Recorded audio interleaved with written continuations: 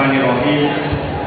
Assalamualaikum warahmatullahi wabarakatuh. Alhamdulillah, alhamdulillahirabbil alamin. Wassalatu wassalamu asrofil anbiya wal mursalin wa ala alihi wa sahbihi ajmain. Asyhadu an la ilaha illallah wa asyhadu anna Muhammadan abduhu wa rasuluh. Allahumma sholli ala Muhammad wa ala ali Muhammad. Amma ba'd.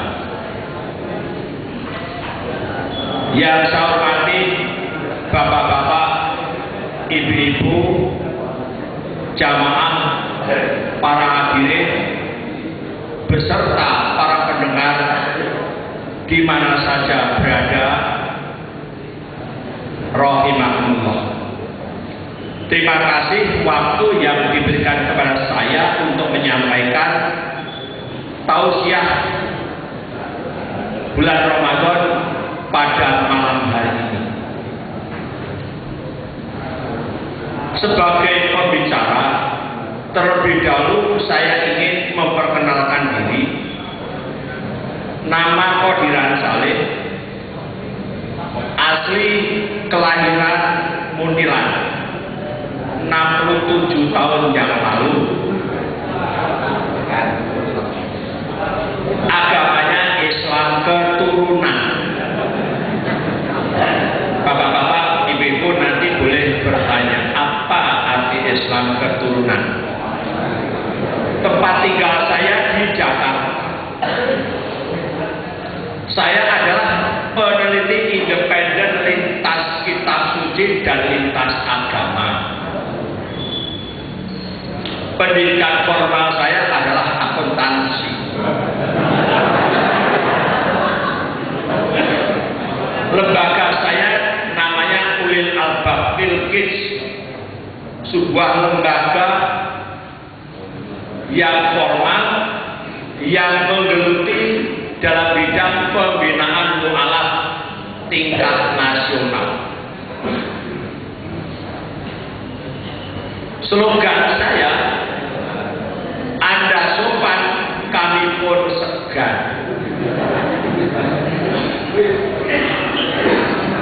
Sekedar perkenalan, dakwah saya keluar membentengi umat Islam dari pemurtadan. Yang kedua, menyuruh manusia supaya mengabdi kepada Allah, atau menyuruh manusia supaya masuk Islam. Kedalam membenahi akidah umat Islam, memberantas kemusyrikan, memberantas penyesatan, memberantas perpecahan. Ya, itulah dakwah saya, baik keluar maupun ke dalam. Bapak-bapak, ibu-ibu, jamaah rahimakumullah, dan para pendengar di mana saja berada.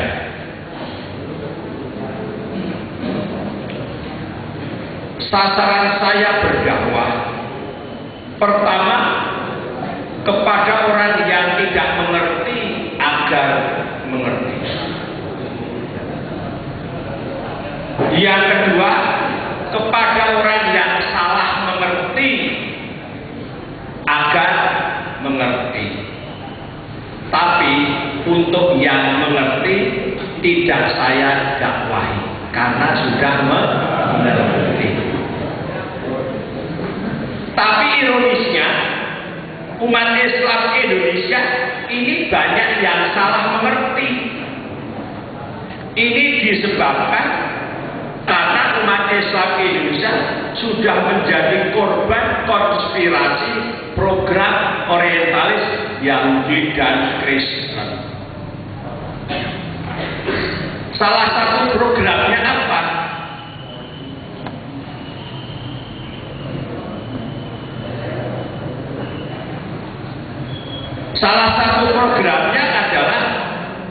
orientalis mempelajari Al-Quran untuk menguasai seluk-beluk budaya Islam. Al-Quran adalah pegangan hidup umat Islam. Dengan mempelajari Al-Quran atau Islamologi, maka visionaris dapat mengetahui seluk-beluk umat Islam. Dengan mengetahui bahasa Arab dan Al-Quran, bisa membelokkan dan mempersempit pengertian istilah-istilah Islam, seperti istilah agama, ibadah, iman, takwa, dan lain sebagainya. Program ini menjadikan umat Islam salah mengerti. Saya akan beri contoh.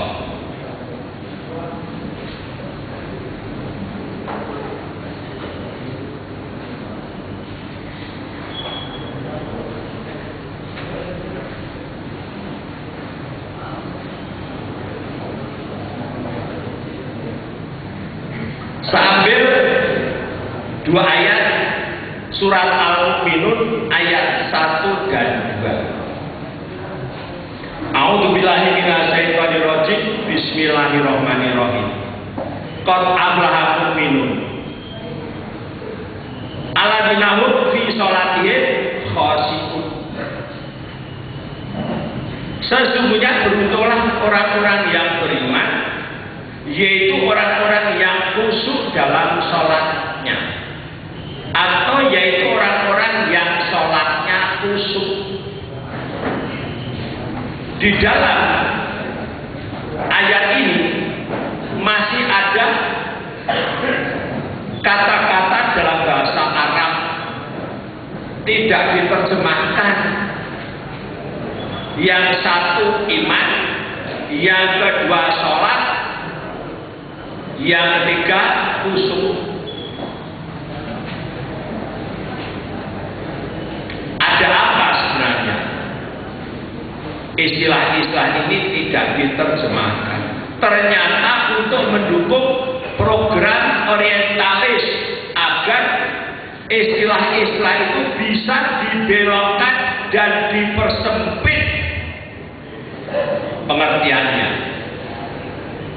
Mari kita bahas satu persatu.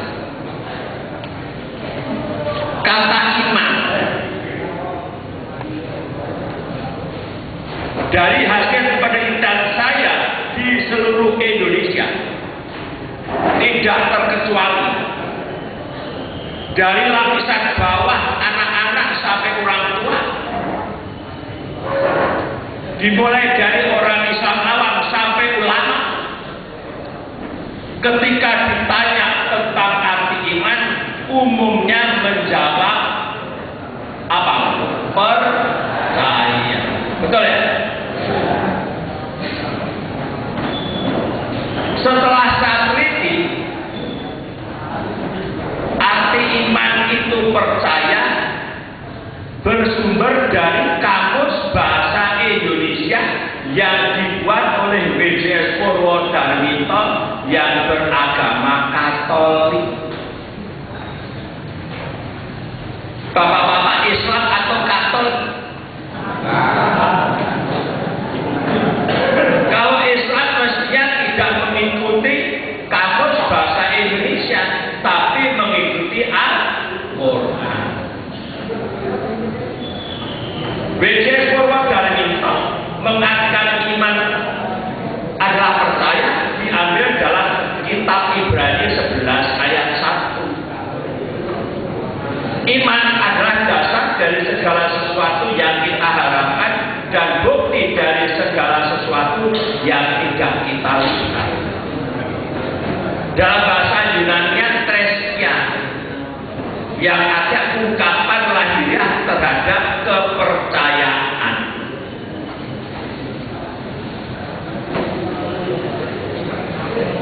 Kalau begitu, arti iman menurut Al-Quran itu apa? Iman menurut Al-Quran itu artinya taat. Beriman artinya mentaati perintah Allah dan Rasulnya. Pengertian ini ada di dalam surat Ali Imran ayat 171 dan 172. Orang-orang yang beriman yaitu orang-orang yang mentaati perintah Allah dan Rasul-Nya. Mu'minina alladzina istajabu lillahi wa rasuli. Jadi orang yang beriman yaitu orang yang mentaati perintah Allah dan Rasul-Nya. Jadi iman menurut Al-Quran artinya taat. Bapak-bapak, ibu-ibu jamaah rahimakumullah. Kalau ada orang Islam yang mengatakan arti iman itu adalah percaya,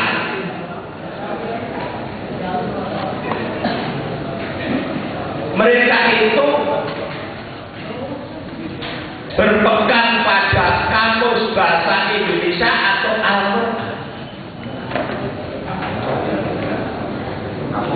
Kamus bahasa Indonesia berarti orang itu berpaling dari Al-Quran atau tidak? Berpaling atau tidak? Berpaling. Di sini ada ancaman dari Allah. Barang siapa berpaling dari Al-Quran, maka sesungguhnya dia akan memikul dosa yang besar di hari kiamat. Mereka kekal di dalam keadaan itu dan amat buruklah dosa itu sebagai beban bagi mereka di hari kiamat. Yaitu di hari yang di waktu itu ditiup sangkakala, dan kami akan mengumpulkan pada hari itu orang-orang yang berdosa dengan muka biru muram.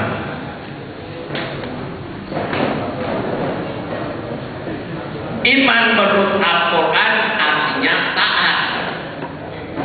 Menurut kamus bahasa Indonesia artinya percaya. Jadi kalau ada orang Islam mengartikan iman itu percaya, berarti orang itu sudah berpaling dari Al-Quran. Maka orang itu nanti di hari kiamat ada tandanya. Apa? Mukanya biru muram. Ternyata ini adalah sebuah konspirasi orientalis untuk menjerumuskan umat Islam supaya umat Islam itu tidak mentaati perintah Allah dan Rasul-Nya, cukup percaya.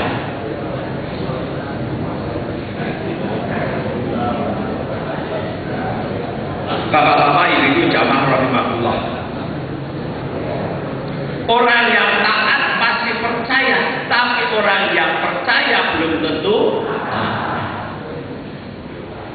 Ternyata umat Islam Indonesia sudah berhasil dijerumuskan oleh orientalis masuk ke dalam imannya iblis.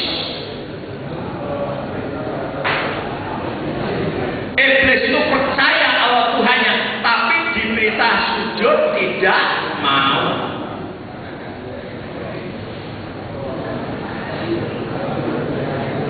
Di dalam Al-Quran surat Al-Maidah ayat 49. Di situ dikatakan, putuskanlah perkara mereka sesuai dengan apa yang diturunkan Allah.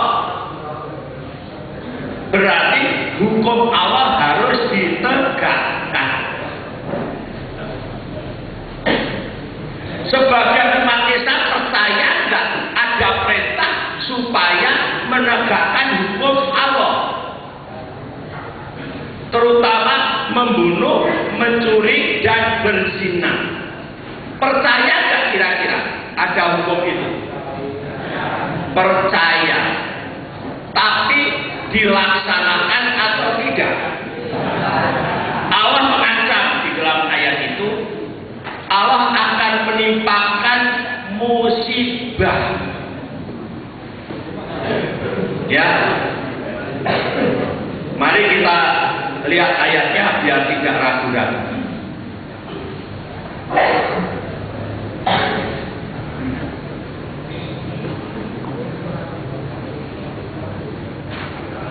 Al-Maidah 49.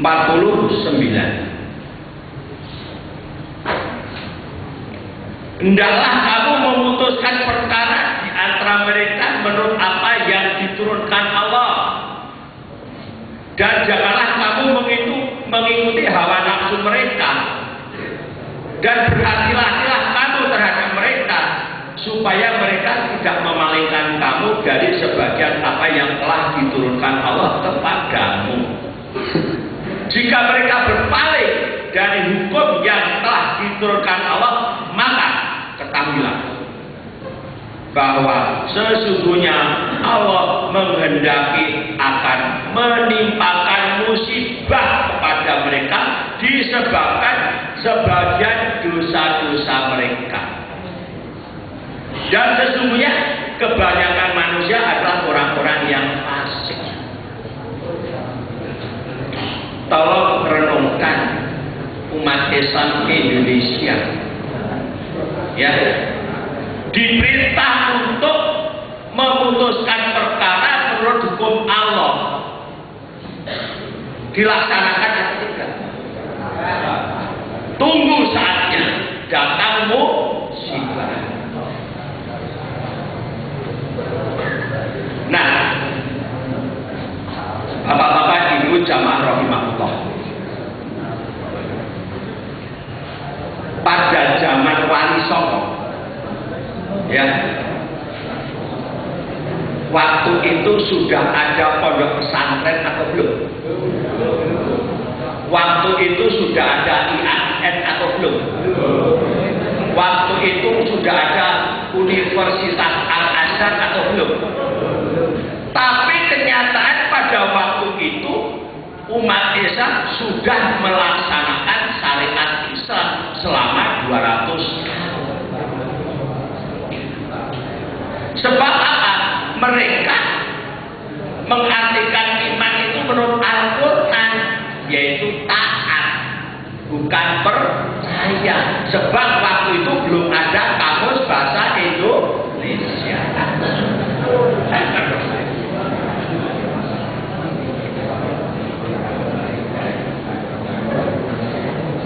600 tahun yang lalu para wali itu bersama umat Islam di Nusantara sudah melaksanakan syariat Islam. 3 hukuman dilaksanakan. Hukum membunuh kisos, hukum mencuri potong tangan, hukum yang berzina apa?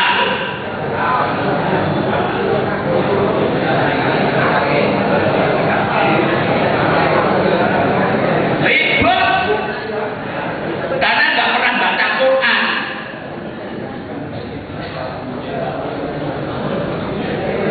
Menurut surat An-Nur, ya,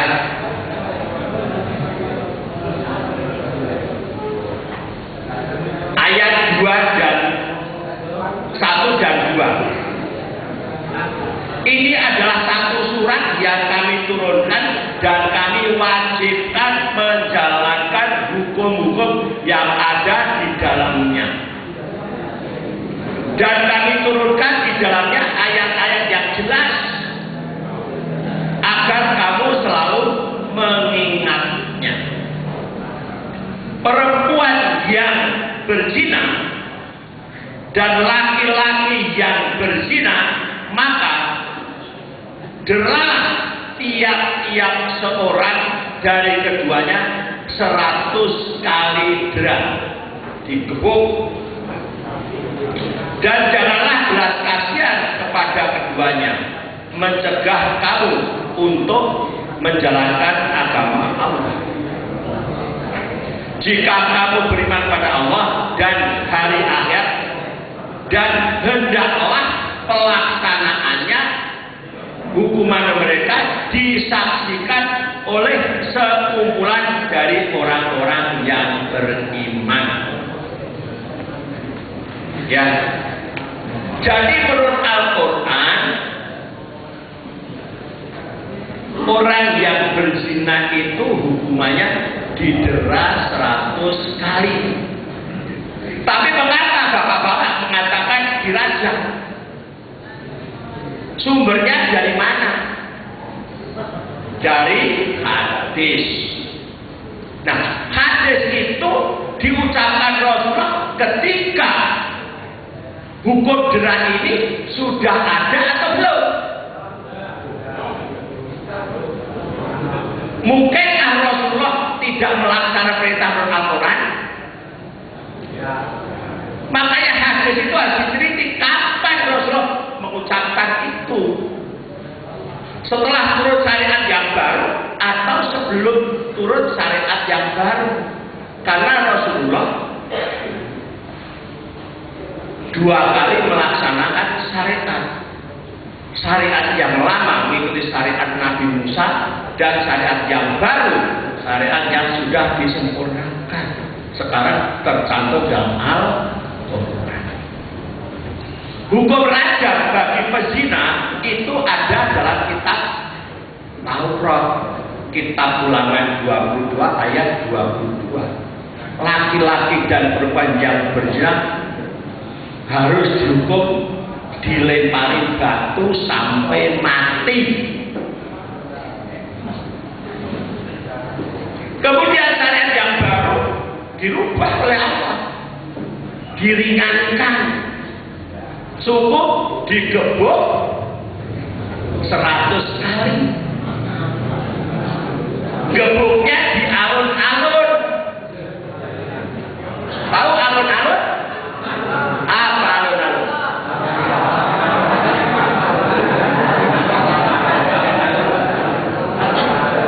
Alun-alun itu bahasa Arab, mengambil surat Al-Baqarah 119. Inna arsalna bil haq basira wa nadhira walatus alun an asabil jahim. Kami utus kamu Muhammad dengan kebenaran untuk membawa kabar gembira dan memberi peringatan. Dan kamu tidak diminta pertanggungan jawab terhadap penghuni neraka. Jadi alun-alun itu berasal dari kata alunan, artinya pertanggungan jawab terhadap pelanggar syariat Islam. Orang Jawa sering memudahkan bahasa menjadi alun-alun. Loh, saya meneliti apa yang terjadi di masyarakat, saya teliti. Apa? Apa itu?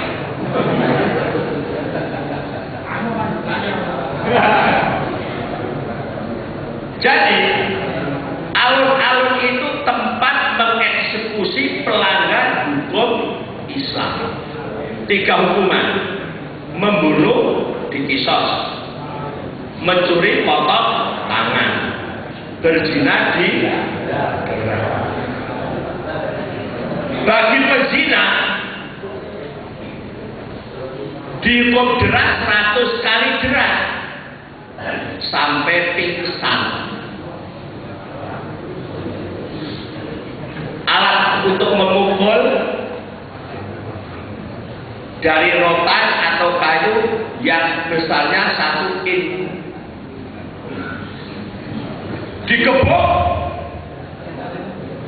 10 kali pingsan. Istirahat, diobati, kemudian dimasukkan ke tahanan. Maka di samping masjid dulu biasanya ada tahanan dan pengadilan. Nah, sekarang sudah diganti gereja. Pada zaman Belanda, alun-alunnya sudah disalah fungsikan, dijadikan pasar malam atau lapangan sepak bola. Tapi pada zaman dahulu, zaman Wali Songo sampai Sultan Agung, alun-alun difungsikan untuk mengeksekusi orang yang melanggar syariat Islam. Pezina digebuk 10 kali pingsan, kemudian diobati. Setelah sembuh, hari Jumat ditarik lagi, digebuk lagi. 5 kali pingsan. Karena apa? Sudah ada bekas-bekasnya. Sisa berapa kali? 85 kali. Kemudian disaksikan oleh orang-orang, bapak-bapak nyaksikan. Kira-kira bapak ngeri gak dengan gebukan yang berikutnya? Ngeri gak? Inilah cara Allah membuat manusia jerah untuk berbuat dosa.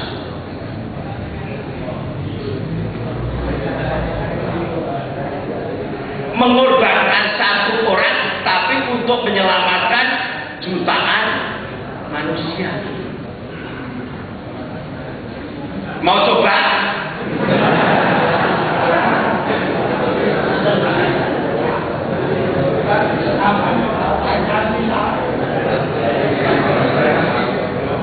Nah, kalau orang mencuri, sebelum dipotong tangannya ditaruh di atas pelenan, kemudian dipukul-pukul memakai punggung pedang. Kenapa nggak langsung dipotong? Menunggu si pencuri itu bertobat. Sebab apa? Dalam surat Al-Maidah 39, kalau si pencuri bertobat, maka Allah akan mengampuni. Maka kalau si pencuri sudah teriak dan ampun Pak, saya tidak mau mencuri lagi, maka hakim menyetop al-7 itu supaya jangan diteruskan. Kemudian pencuri itu dibawa ke masjid, disuruh sholat tobat. Kemudian di masjid itu diberi prasasti, namanya gapuro. Sebab masjid itu tempat untuk minta ampunan, jaluk ngapuro.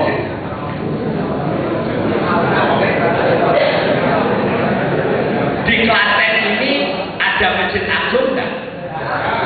Di depannya ada alun-alun nggak? Ada. Berarti di Klaten sudah dilaksanakan syariat Islam.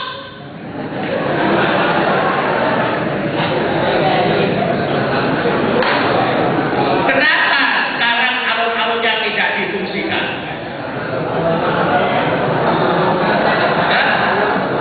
Untuk upacara. Saya berharap supaya setiap masjid agung ada alun-alunnya, kemudian difungsikan lagi. Ya. Apabila ini dilaksanakan, maka umat Islam itu takut membunuh, takut mencuri, dan takut berzina. Akibatnya apa kalau umat Islam itu takut berbuat jahat? Umat Islam hidupnya aman, sejahtera. Kalau toh ada yang